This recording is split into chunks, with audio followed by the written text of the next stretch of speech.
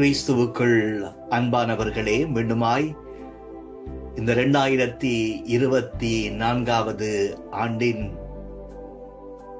கடைசி மாதமாகிய டிசம்பர் மாதத்தின் சிந்தனையினூடாக உங்கள் ஒவ்வொருவரையும் சந்திப்பதிலே நான் மகிழ்ச்சி அடைகின்றேன். என் ஆண்டவருக்கு நான் நன்றி செலுத்துகின்றேன். எவ்வளவு வேகமாக ஒரு வருடத்தை கடந்து வந்திருக்கின்றோம். அதாவது இந்த வருடத்திலே 11 மாதங்களை கடந்து 12வது மாதத்தினுள் நாங்கள் வந்திருக்கின்றோம். நாங்கள் யாவரும் சேர்ந்து இந்த 12வது மாதம் வரை எங்களை அன்போடு பாதுகாப்பாக வழிநடத்திய எங்கள் ஆண்டவருக்கு நாங்கள் நன்றி செலுத்த வேண்டிய பிள்ளைகளாக நாங்கள் இருக்கின்றோம். டிசம்பர் மாதம் வந்துவிட்டாலே கிறிஸ்துமஸ் ஃபீவர், கிறிஸ்துமஸ் காய்ச்சல் எல்லா இடமும் பரவத் தொடங்கிவிடும். நாங்கள் எந்த தேசத்திலே நாங்கள் வாழ்ந்தாலும், நாங்கள் வாழுகின்ற அந்த தேசங்களிலே டிசம்பர் மாதத்திலே கிறிஸ்துமஸ் கொண்டாட்டங்கள் களை கட்டுவது ஒரு இயல்பான காரியமாக இருக்கிறது. அது எங்களுக்கும் சந்தோஷமான ஒரு காரியமாக இருக்கிறது. ஆண்டவருடைய பிறப்பை நாங்கள் கொண்டாடுகின்றோம். கடந்த ஆண்டிலே இந்த ஒரு கிறிஸ்துமஸ் காலத்திலே ஒரு நாள் ஒரு மாலை வேளையிலே எனது நண்பனுடைய வீட்டுக்கு போயிருந்தேன். இருள் மங்குகின்ற அதாவது ஒளி மங்கி இருள் எம்மை ஆட்கொள்ளுகின்ற ஒரு மாலை நேரம். அந்த நேரத்திலே அந்த ஃப்ரெண்டுடைய வீட்டுக்கு நான் போயிருந்த போது, அந்த ஹாலிலே நான் போயிருந்த போது ஃப்ரெண்ட் என்னை இருக்க சொல்லிவிட்டு அவர் உள்ளுக்கு போய்விட்டார்.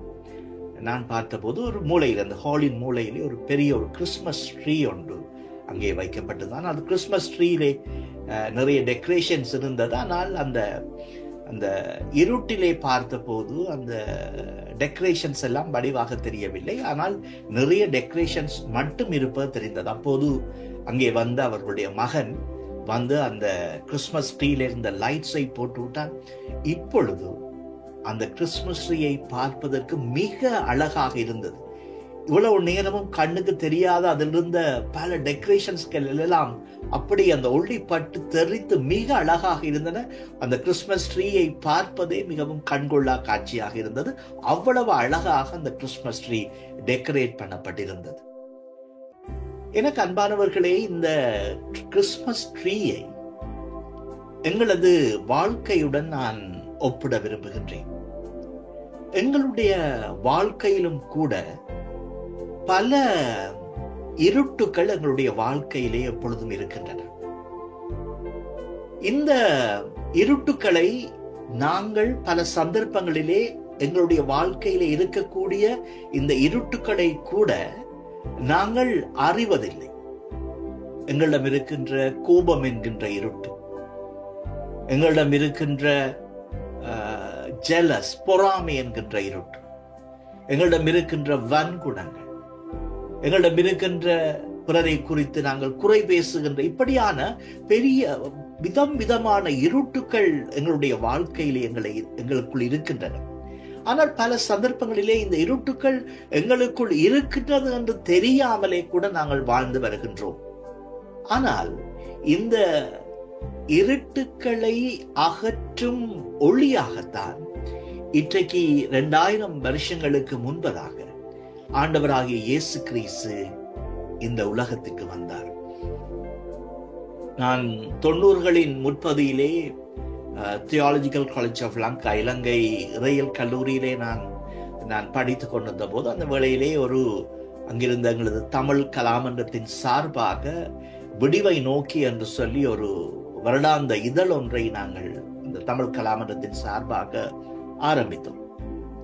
அந்த இதழின் அட்டையிலே போடுவதற்கு ஒரு பொருத்தமான கவிதையை நாங்கள் தேடிக்கொண்டிருந்த போது ஏதோ ஒரு புத்தகத்திலே நாங்கள் ஒரு கவிதை ஒன்றை கண்டுபிடித்தோம். எந்த புத்தகம் என்று எனக்கு ஞாபகம் இல்லை. ஆனால் இன்றைய நாளுக்கும் பொருந்துகின்ற மிக அழகான ஒரு கவிதை.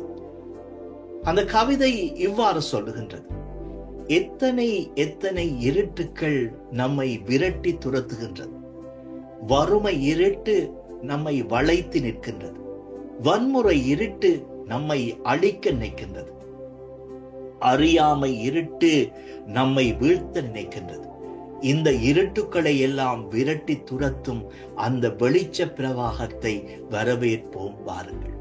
ஆகவே ஆண்டவர், அதாவது உலகத்திலே எங்களுடைய மனங்களுக்குள் எங்களுக்குள் இருக்கின்ற இருட்டுக்களும் சரி, உலகத்திலே இருக்கின்ற இருட்டுக்களையும் அகற்றுகின்ற ஒளியாகவே ஆண்டவராகிய இயேசு கிறிஸ்துவின் பிறப்பு அமைந்த. அதனால்தான் ஏசாயா 9:2 இவ்வாறு சொல்லுகின்றது: இருளிலே நடக்கின்ற ஜனங்கள் பெரிய வெளிச்சத்தை கண்டார்கள். அதாவது ஆண்டவருடைய பிறப்பை குறித்து ஏசாயா தீர்க்கதரிசி சொல்லுகின்ற போது, இருளிலே நடக்கின்ற ஜனங்கள் பெரிய வெளிச்சத்தை கண்டார்கள் என்று அவர் சொல்லுகின்றார். இந்த கிறிஸ்துமஸ் காலங்கள் என்பது ஒளியின் காலம். அதனால்தான் நாங்கள் பார்க்கிறோம் பல இடங்களிலே ஒளி விழா என்று சொல்லி இது கொண்டாடப்படுகின்றது. ஏனென்று சொன்னால், உலகத்திலே இருக்கின்ற பலவிதமான இருட்டுக்களை அகற்றுவதற்காக ஆண்டவராகிய இயேசு கிறிஸ்து இந்த உலகத்திலே 2000 ஆண்டுகளுக்கு முன்பாக ஒரு குழந்தையாக வந்தவர் பிறந்தார். ஒரு பக்கத்திலே வன்முறை இருட்டு உலகம் முழுவதையும் வளைத்து நிற்கின்றது. எங்கு பார்த்தாலும் போர்கள், மரண ஓலங்கள். ஒவ்வொரு நாளும் ஆயிரக்கணக்கான மக்கள் போரினாலே பல தேசங்களிலே இறந்து கொண்டிருக்கிறார்கள். வன்முறை இருட்டு, அறியாமை இருட்டு எங்களை சூழ எப்பொழுதும் இருக்கின்றது. வறுமை என்கின்ற இருட்டு உலகத்திலே அகற்ற முடியாத ஒரு இருட்டாக இருக்கிறது. இப்படியாக பல இருட்டுக்கள் இந்த உலகத்திலே இன்றும் சூழ்ந்திருக்கின்றன. இந்த இருட்டுக்களை விரட்டி துரத்துகின்ற ஒரு பேரொளியாகவே ஆண்டவராகிய இயேசு கிறிஸ்துவின் பிறப்பு அமைந்த. அதாவது அவரது பிறப்பின் மூலம் அவரது பிரதிநிதிகளாக இந்த உலகத்திலே வாழுகின்ற நாங்கள் ஒளியாக செயற்பட நாங்கள் அழைக்கப்படுகின்றோம். அவர் எவ்வாறு அறியாமையை விரட்ட முடியும்? அவர் எவ்வாறு வன்முறையை விரட்ட முடியும்? அவர் எவ்வாறு வறுமையை விரட்ட முடியும்? அவர் எவ்வாறு எங்களுக்குள் இருக்கிற பொறாமையை விரட்ட முடியும்? அவர் எவ்வாறு எங்களுக்குள்ளே இருக்கின்ற கோபத்தை விரட்ட முடியும்? ஆனால் அவர் எங்களைத்தான் ஒளியாக இந்த உலகத்திலே அதற்காக பயன்படுத்த விரும்புகின்றார். நீங்களும் நானும் கரம் கோர்க்கின்ற போது உலகத்திலே இருக்கின்ற இருட்டுக்களை நாங்கள் விரட்ட முடியும். அந்த இருட்டுக்களை விரட்டுவதற்கான ஒளியை தருவதற்காகத்தான் ஆண்டவராகிய இயேசு கிறிஸ்துவின் பிறப்பு இன்றைக்கு 2000 ஆண்டுகளுக்கு முன்பாக இந்த உலகத்திலே வந்தது. ஆகவே ஆண்டவரை பின்பற்றுகின்ற, ஆண்டவராகிய இயேசு கிறிஸ்துவின் பிறப்பை கொண்டாடுகின்ற நாங்கள் அந்த ஒளி எதற்காக வந்தது என்பதை குறித்து நாங்கள் யோசிப்போம். அதாவது இருளில் நடக்கின்ற ஜனங்கள் பெரிய வெளிச்சத்தை கண்டார்கள். இன்று கிறிஸ்துமஸ் காலங்கள் துக்கமாக, அதாவது சம்பிரதாயமான ஒரு பண்டிகையாக மாறிவிட்டது. வெறுமனே கொண்டாட்டங்களுக்கு மாத்திரம் நாங்கள் முக்கியத்துவம் கொடுக்கின்றோம். ஆனால் மாறாக ஆண்டவராகிய இயேசு கிறிஸ்து பிறந்ததன் நோக்கம் பலவிதமான இருட்டுக்களை இந்த உலகத்திலிருந்து ஒழிப்பதற்காக, இந்த உலகத்திலிருந்து துரத்துவதற்காக. ஆகவே அவரின் பிள்ளைகளாக வாழுகின்ற நீங்களும் நானும் அந்த இருட்டுக்களை விரட்டுகின்ற ஒளியாக அவரின் பிறப்பின் நாளிலே செயற்பட ஆண்டவரால் நாங்கள் அழைக்கப்படுகின்றோம். இருளில் நடக்கின்ற ஜனங்கள் பெரிய வெளிச்சத்தை கண்டார்கள். மரண இருளின் தேசத்தில் குடியிருக்கிறவர்கள் மேல் வெளிச்சம் பிரகாசித்தது. நாங்கள் யாவரும் தலைகளை தாழ்த்தி நாங்கள் ஜெபிப்போமா? அன்புள்ள இயேசு சுவாமி ஆண்டவரே, இந்த அருமையான வேளைக்காக, இந்த நாளுக்காக, நேரத்திற்காக உமக்கு நன்றி. ஆண்டவரே, நீர் இந்த உலகத்திலே வந்து பிறந்தது, ஒளியாக வந்து பிறந்தது இந்த உலகத்திலே இருக்கின்ற பல இருட்டுக்களை ஒழிப்பதற்கு என்பதை நாங்கள் உணர்ந்து கொள்கின்றோம் சுவாமி. இருட்டுக்களை விரட்டுவதற்கு என்பதை நாங்கள் உணர்ந்து கொள்கின்றோம். உடைய பிள்ளைகளாக, ஒளியின் பிள்ளைகளாக வாழுகின்ற எங்களை நீர் அதற்காக பயன்படுத்த விரும்புகிறீர் என்பதை நாங்கள் உணர்ந்து கொள்கிறோம் சுவாமி. ஆண்டவரே, எங்களை பயன்படுத்தி இந்த உலகத்தில் இருக்க இருட்டுக்களை நீர் துரத்தி அருளும் சுவாமி. எங்கள் ஒவ்வொருவரையும், நாங்கள் ஒவ்வொருவரும் இந்த கிறிஸ்துமஸ் காலங்களிலே உமது ஒளியின் பிள்ளைகளாக வாழ அருளை தாரும். ஒவ்வொரு குடும்பங்களுக்காக ஜெபிக்கிறோம். இருட்டிலே வாழுகின்ற வறுமை இருட்டு, வன்முறை இருட்டு, அறியாமை இருட்டு, பலவிதமான இருட்டுக்களிலே வாழுகின்ற மக்களின் மேல் ஆண்டவரே உமது கரசனையும் இரக்கமும் இருப்பதாக. ஆண்டவரே, அவர் ஒவ்வொருடனும் கூட இரும். நாங்கள் கூட காண போகின்ற அடுத்த அந்த புதிய ஆண்டிலே ஒளியின் பிள்ளைகளாக வாழ நீர் எங்களுக்கு அருளைத்தார். இந்த வருஷம் முழுவதிலும் எங்களோடு கூட இருந்தபடியால் உமக்கு நன்றி. காணப்போகின்ற புதிய வருஷத்திலும் ஒரு கிருபைகள் ஆசீர்வாதங்கள் எங்களுடைய வாழ்க்கையிலே பெருகட்டும் சுவாமி.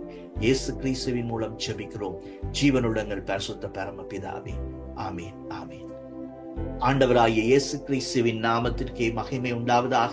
உங்கள் அனைவருக்கும் எனது அன்பான கிறிஸ்துமஸ் நல்வாழ்த்துக்களை நான் தெரிவித்துக் கொள்கின்றேன். அத்தோடு காணப்போகின்ற 2025 ஆண்டு உங்களுடைய வாழ்க்கையிலே மேலும் ஒளியை கொண்டு வருகின்ற ஆண்டாக இருக்க வல்ல ஆண்டவராகிய இயேசு கிறிஸ்து அருள் புரிவாராக. அவருடைய நாமத்திற்கே துதியும் கனமும் மகிமையும் எப்போதும் உண்டாவதாக.